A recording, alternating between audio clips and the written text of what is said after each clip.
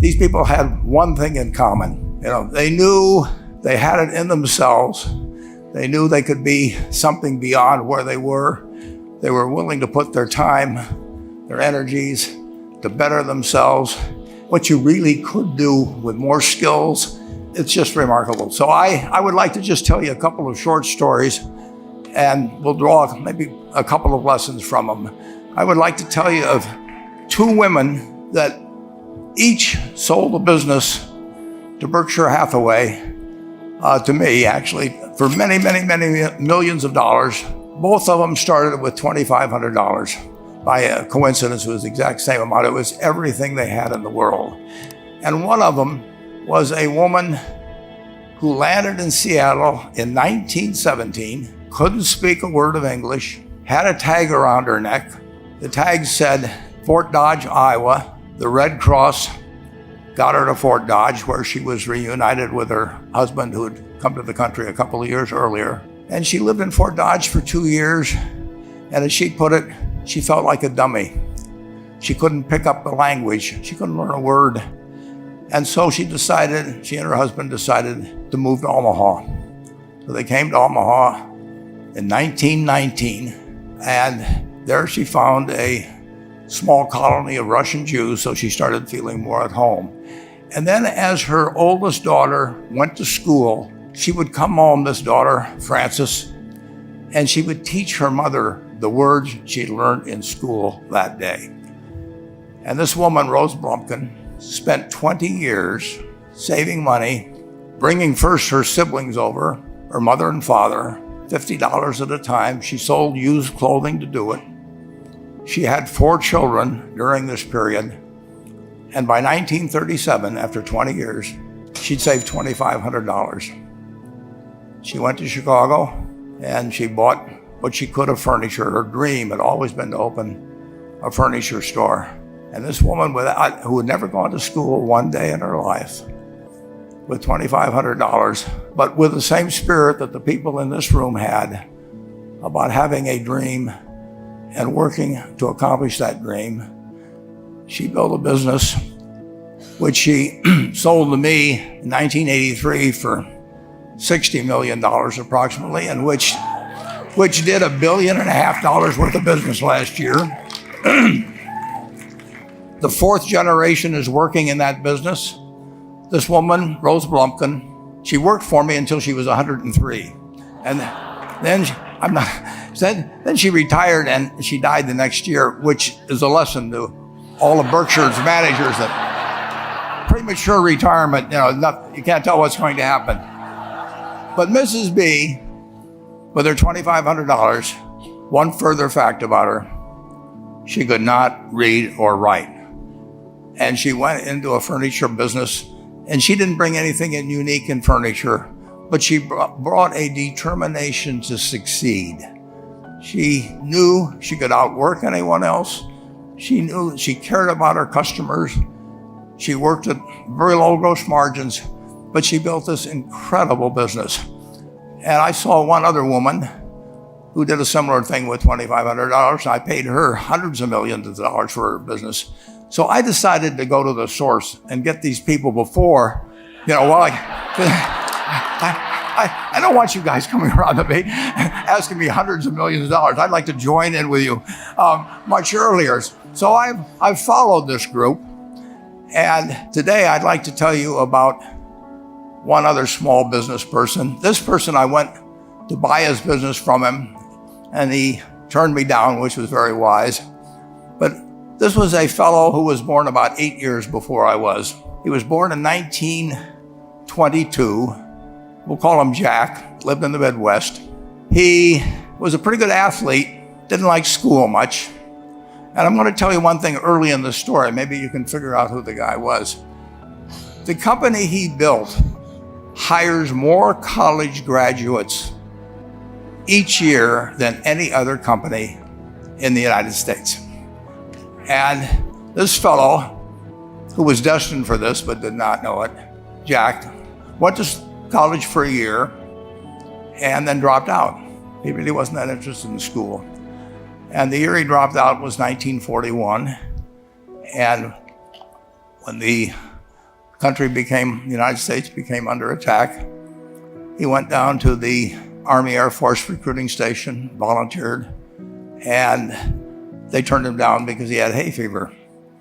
So he went over to the Navy and again volunteered, and they took him. They put him on an aircraft carrier. He flew small fighter planes during World War II, got 2 distinguished flying crosses from the Navy, and then he came back to the Midwest. So now we've got a young guy. Probably by this time he would be 23 or 24 years old. And the interesting thing is, he got back to the Midwest, and he actually kind of went from one job to another for a short period of, or not such a short period of time. And he finally became a used car salesman at a Cadillac dealership in St. Louis, Missouri. And at age 35, having moved up in the organization, the sales organization, he said to his boss, "Could I go into car leasing business with you?" The boss said, "Well, if you'll cut your salary in half and you'll come up with," I think it was $25,000, which he borrowed, "we can become partners in a car leasing company." So my friend Jack started at age 35 in the car leasing business. And he had 7 cars. It was pretty slow. In fact, one of the things he did was whenever the phone rang, he let it ring 3 or 4 times so people would think that he was very busy answering other phones. And of course, it was the only call he was going to get all day. So his first venture was okay, but it wasn't really going to go anyplace. And there's a lesson in this for all of us. At age 40, he decided, with 17 vehicles, 17 cars, he was going to go into competition in the rent-a-car business. So now he's taking on Hertz and Avis and National and people like that who have hundreds and hundreds of thousands of cars. And he's got 17 cars, and his cars aren't any different than theirs. I mean, he's buying them from General Motors or Ford or Chrysler. And he can't get the airport locations. Those companies have them all sold up. But he was determined that he would basically offer the customer, can't offer him a different car, but he can offer them friendlier service than they've ever seen. And so he started a company. He named it after the battleship that he'd flown from in the Pacific, which was the USS Enterprise. And he died about a year and a half ago.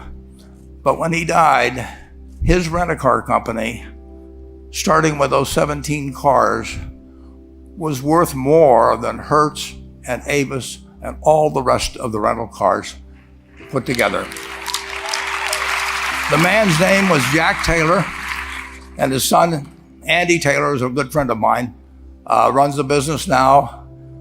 A grandchild is in the business. There'll probably be a 4th generation along the line. So this man, in the United States, he didn't invent artificial intelligence. He didn't do anything that, just like Mrs. B selling furniture, I mean, that any one of us could have entered those businesses. But he lived by the creed, basically, of delighting his customers and working with people and establishing the relationship with them so that they in turn would want to delight the customers. He couldn't go out there and take care of every rental car possibility, but he learned how to project himself and his attitude toward his fellow man and his desire, to make a friend out of every customer. He managed to take very ordinary cars and turn them into this extraordinary business from virtually nothing. And it illustrates several points. One is, you don't necessarily get it right exactly right the first time. I mean, the car leasing business, basically you were competing on the cost of money to finance cars. And it's very hard to delight a customer when you just give them the car and tell them to send you a monthly check for 5 years and you'll be back at that time. So his talents were being wasted basically in that business. But at the age of 40, with all of that experience behind him, he found the golden key. He took a very ordinary business and turned it into an absolutely extraordinary operation, just like Mrs. B or Rose Blumpkin did with furniture. And he didn't worry about whether the Federal Reserve was going to tighten or ease. He didn't worry about whether the stock market was up or down yesterday. He didn't worry about the things he couldn't change, but he did focus on the one thing he could change, and that was the customer's experience. And I have seen the one that got away, Enterprise. I went down to Florida and tried to talk him into selling to Berkshire, and he was smart enough not to do it. Probably the value of the company has quadrupled since I made that visit. But he was smart enough to see that he would find that business. Henry Ford, as you may know, failed twice before he started the Ford Motor Company in 1903. I mean, the test isn't whether you get the greatest business idea in the world the first time out. The test is whether you keep learning as you go along what your strengths are and what you can do for your customers, what you can bring especially to the party. And to do that, you need the education that I know you've received through 10,000 small businesses, but you need a genuine desire day in, day out to delight the customer. I've never seen a business, and I've seen a lot of businesses, but I've never seen one that delights the customer that doesn't succeed. I mean, what you want is that customer the next day when they think, do I want to rent a car or do I want to buy some furniture? What goes through their mind? You know, it's the place where they've had a great experience. I don't know what I paid for this tie. Actually, probably if somebody gave it to me, but for the purposes of this speech, I will say I have no idea. But or the shirt I'm wearing, or this. But I do know, I will remember how I was treated when I bought it. I mean, you long forget about the price, but you never forget whether you had a good experience or a poor experience with the purchase experience. And you'll have a hard time finding a person that's had a wonderful experience, a delighted experience in purchasing anything that isn't going to come back. And similarly, if the memory is of rudeness, indifference, whatever it may be, they're never going to come back. And as a small business owner, and as you grow, you have to not only be able to project that interest in people's well-being, in delighting them yourself, but you have to do it through other people. And you won't be able to do it through people who themselves do not feel they're being fairly treated, that their views aren't appropriately considered. So you really do have to learn to multiply yourself through other people. And I advise the young people that come to Omaha. We have a number of classes. The key is to, certainly in terms of your personal life, the most important decision you'll make is the spouse that most of you will likely have. And it's very important to surround yourself with people that are better than you are. You are going to move in the direction of the people you associate with. So you constantly, I've been enormously lucky in that respect. I mean, I've just had teachers and friends and a spouse that really was a better person than I was. And I had enough sense to learn from these people that life went better if you behaved better yourself. It took a while. So I advise you to seek out, as your partner in business, your partner in life, whatever it may be, look for the people that actually are examples to you rather than somebody that you think you need to straighten out yourself. And simple rules like that, delighting customers, working through other people, associating with people that will cause you to move in a better path than you might otherwise have, they will take you so far in life that it's hard to believe. I mean, they took Rose Blumpkin without being able to speak a word of English, couldn't read or write, and they took her to what is now a $1.5 billion business. And incidentally, there's been no money put in it since the $2,500. That's been the total capital paid into the Nebraska Furniture Mart. And I think if you looked at enterprise, I don't know their books the same way, but my guess is that very little equity capital has been added to enterprise over the years. The business built on itself. So I want to tell you, I admire this group enormously. When I met Dr. Mello's class on September 22nd, 8 years ago, I was thrilled. And I admire people that are doing what you have done. Working hard at your job at the same time, you took on an added, really, lot of hard work to further your skills. 99% graduate. I mean, that's a mind-blowing statistic. And I'm looking at 2,200 people here who I admire. I'm cheering for you, and I can tell you the best is yet to come. Thank you.